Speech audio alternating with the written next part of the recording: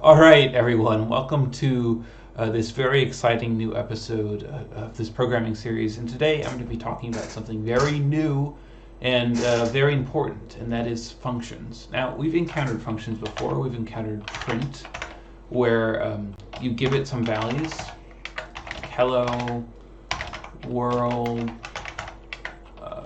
maybe number 1, and it will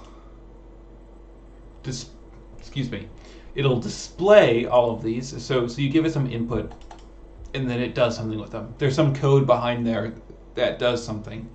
And we're going to learn how to make these ourselves, how to make our own functions. Because functions are not only something that's applied by the standard library of the language, but you can also make them yourself. And you can do that by using def, and then the name of your function, and then open and closing parentheses, and then a semicolon. And then whatever code you have under your function is what's going to run when you actually execute this function, func. So we can say print this is func. So now whenever we run func, click run, we get this is func, because it runs func and it looks up, okay, func is defined as printing this, and we can have other lines. We can say this is a new line, and then it'll do that. So you can do whatever you want. Anyway, you can also give, as you know from print, functions have inputs, and you do that by putting your parameters here. So we can say name. We're making a greeting function. It's going to greet the user. So we type, let's do def greeting, and then we have our name here, which is essentially like a variable that's going to be defined when we actually run this function. So we're just going to say this variable's name. We're assuming it's a name. We can say print hello space, and then we're going to add, if you remember that from the other episode, the string concatenation. So now when we have this greeting function, we can give it any sort of name. So let's say Python. So what this is doing is essentially is defining whatever this name variable is here, this parameter. In this case, when you're actually running it, that's called a argument. You're giving Python as an argument, which defines the name parameter, which is just a fancy way of saying a variable. And then we do the print. So if we run this, you get hello Python. Now, so what if we wanted to have like a default name? If that makes any sense. Like, let's say when we run greeting, we by itself with nothing, we want it to fill in a name. So we can do that by in this parameter section doing name equals, let's say, function. So if we run this function now, it says hello function, because his name by default is defined as being function. But if you know from variables, when we discussed those a couple episodes ago, you can redefine them. So you can go and say, you can go and say Python, and that's redefining it, that name variable, and we get hello Python, which is really cool. And you can even have as many different parameters as you want. Let's say we want to have, I'm just going to get rid of this default, but we can have name and name2, or let's say name1, name2. So we can have something like this. Print hello. We have to make sure to change this to 1, and then plus name2. So now we can give it greeting 2 different parameters. So let's say hello Python, and let's do another programming language. Let's say Rust. So we run this, we get hello Python, hello Rust, because we have these 2 variables here that we're defining as being Python and Rust, and we use them twice here. Anyway, and it's important to note that you could have the second one be defined as always being like Jeff. So we can have something like this, where it's Python and Rust, but if we go here, it'll default to Jeff, because we have the default. But you have to remember, you can't have something like name1, because you can't start with a variable that has a default and then have one that doesn't.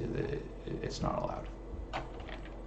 Anyway, what if we wanted to have like an infinite list of names? We don't want to have to keep on typing like name 3, name 4, name 5 to do all these. We can do that very easily by, let's just delete all this here, by using an asterisk. So we can say something like asterisk names, which essentially what this does is allows you to have as many different arguments as you want. So let's just forget about defining it, and I'll show you sort of what that means. Is we can have something like this. We can have like Bob, Jane, Jeff, as many as you possibly could want, just as many as you want. And what this essentially is doing, and it's giving us errors, we haven't actually defined what greeting does, but what this essentially does is this asterisk names essentially makes a list called names out of all of these arguments. So you can do like you would with any other list. You can do a for loop like for name in names, and give them a nice little greeting, hello. And then we can do hello, and then name. So we run that, we get hello Bob, hello Jane, and then hello Jeff, which is really cool. But here's one thing, is that functions really exist to allow you to compartmentalize different parts of your program and to sort of break them up. So maybe we want to make this like hello function separate or something like that. You can do something like hello and then name, and then we have to do that, and then print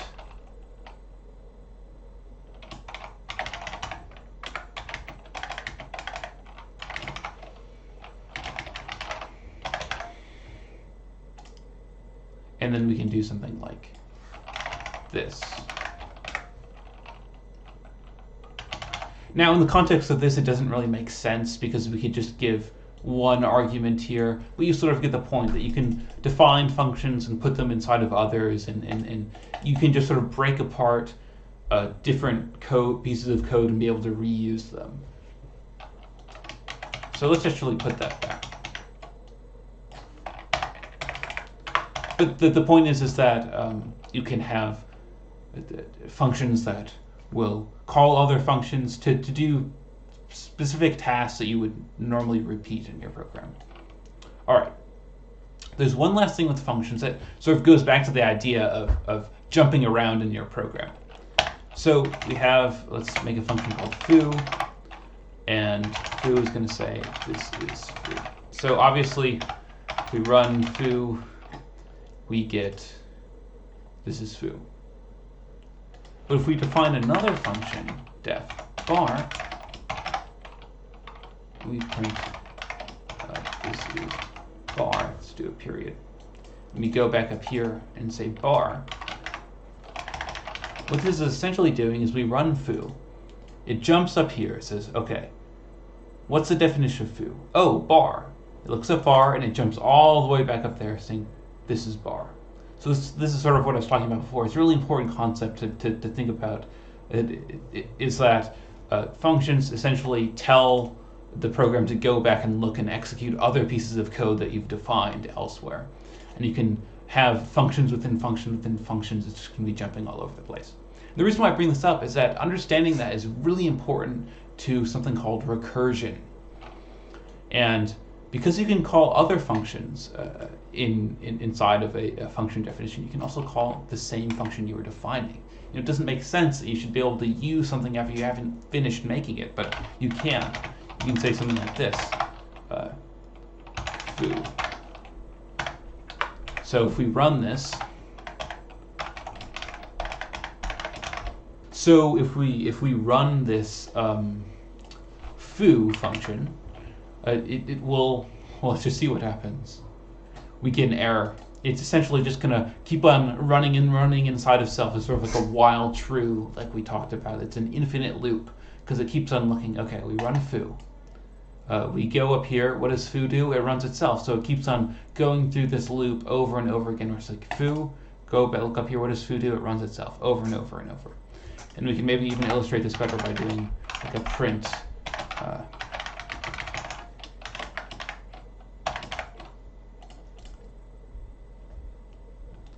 And we run that, and it prints that over and over again, just to sort of illustrate the idea that this is a loop. Now, one thing that functions can do is you can return things. You can say foo return 5. So what this essentially does is you have foo. When we run that, if we were to print this, remember, if you remember the input function, that's another function we looked at, it can return things. It has a value. In this case, foo is 5. And you can make a function called malt2 or something, and it does n times 2. You give it something like 5, so you get 10. Oh. Malt2. So you get something like that. You run malt2 on 5, and it returns it. This malt2 5 has a specific value in memory that we can assign to a variable or print in this case. Anyway, because it's executing this piece of code. Anyway, back to the idea of recursion. You can go something like do def foo, and so far we've just done that by making that loop that eventually causes an error because it gets so big. It fills up memory. Anyway, what we can do is you can maybe do something like this. We have like give it a value. Let's say that's a number, and we maybe print that number. And then we pass that number plus 1 to foo. So what this is going to do is it's going to print out whatever that initial number was, and then give that number back to itself, so it goes back up here. Okay, now it prints n plus 1, and then it gives foo n plus 2. So it's essentially just going to keep on looping through this process. So let me actually sort of, before we run it, let me sort of show you. So it says we start out with 0, where it'll print 0, and then it'll run foo n plus 1, which is now means that we're at 1, so it's going to print 1. And then it's going to run foo n plus 1 again, but remember n is now actually 2, so it's going to we're going to be at 2, and it's going to print 2. So it's going to count, sort of, if that makes any sense, that it's going to keep on repeating this process, which causes a number to keep on increasing. All right, let's do that. Foo n. Oh, duh, I have to put a number. Let's start at 0. And you'll see that it says recursion error, maximum recursion depth exceeded while calling a Python object. And we know that we actually have now calculated what that maximum recursion depth is. It's 995.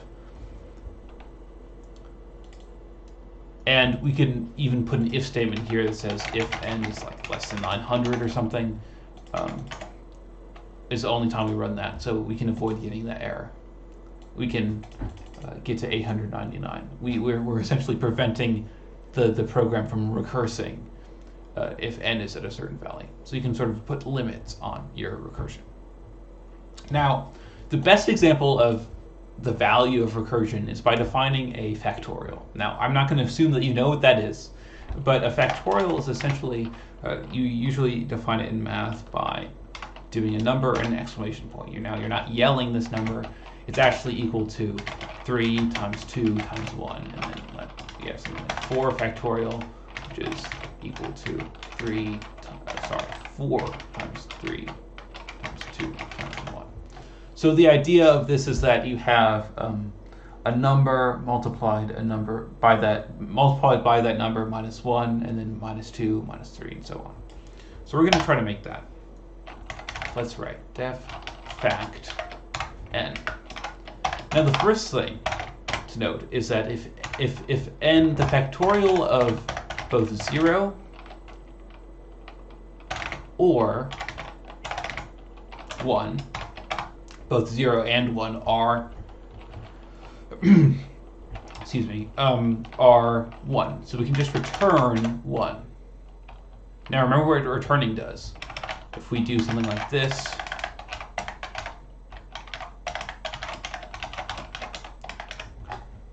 we return this value. So now fact 1 is always going to return 1. Fact 0 is always going to return 0. We can store that in a variable, we can print it, we can do all sorts of stuff with it. But otherwise, it's a little bit more complex. I'm going to show you what we're going to do. We know that we have to multiply our initial number by something. So it's n times what? It's n times the previous number. Times the previous number times the previous number. But like sort of going down the list, subtracting 1. But what's sort of cool is if you think about it, is we have 3 factorial. That's equal to 3 times 2 times 1. And then you have 2 factorial, which is equal to simply 2 times 1. You notice something. Oh, I forgot. Press shift. You notice something. 3 factorial is actually 3 factorial is actually equal to 3 times 2 factorial. You notice that? You have this overlap of 2 times 1, 2 times 1. So why don't we do that? So let's say we're passing in 3. Let's say we're going to pass 3 here. So we have 3 times 2 factorial. And how do you get 2 factorial? Or we're making a factorial function. Can you just say that? Because that'll be the same as saying fact 2. Now you're going to say, surely this won't work, right? So let's actually calculate it. I know for a fact that the factorial of 3 is 6, because it's 3 times 2 times 1, which is 6. Let's actually see. Fact. Let's try. We get 6. It works. But how can that be? I mean, we didn't finish writing it. Surely this doesn't work. It doesn't make any sense that we should be able to multiply 3 times the factorial when we're still even defining it. It's just very confusing, and I understand that feeling, because it's almost like magic. But if you actually think through this, it actually makes sense. So we're running this. 3 times factorial of 2.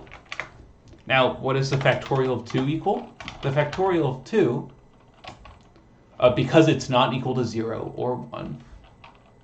And in fact, we could probably even just say if n is less than 2. That's nice. A lot easier. We can say that factorial of 2 is, of course, equal to 2 times the factorial of 1. But let's go back and look at what's the factorial of 1? Well, 1 is less than 2, so it's 1. This is what's called a base case. It's essentially a result you're going to get from fact that is not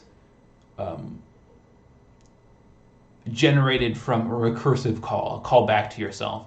And it's essentially what makes it whole work. Because if you think about it, every single call to factorial is going to have to at some point use this, because we're going to be calling a function that eventually goes down to 1, which is when this recursive tree stops and we get our value. So let's see. A factorial of 1, we know it's just 1. So if you start thinking about this, and if we do another number, it'll sort of make sense, but you get this tree where you get 3 times factorial of 2. This is when the first call. This is the second call, which is just running isolated away from this main definition. And it's going to say, okay, factorial of 2 is just saying, imagine we just have 2 here. We're running that, and it's simply, as we have written down here, 2 times the factorial of 1. And we go back and we try to calculate factorial of 1. And we know it's just 1 because of this base case. So hopefully this makes sense. If it doesn't, that's perfectly fine. Just try to think about it in your head and give it different values, and maybe it'll make sense. But I really recommend trying to sort of figure this out, because it's really cool to be able to solve problems this way. This idea that you can make a function that uses itself, and you get this really sort of elegant code. Because you can make a factorial function, of course, by using a loop, but I feel like this is a really cool way. And let's calculate some, just to sort of get some use out of it. Let's calculate 5. We get, we have to print it. Excuse me. We get that. And so hopefully, let me just remove that. So hopefully this sort of makes some sense, but if not, just sort of really sort of work through it. The best way to understand recursion is simply like get a piece of paper and sort of figure out what the program is doing. That really helps. And really with programming in general, you want to actually think with the computer of what it's going to do. Anyway, thank you so much for watching. Bye-bye.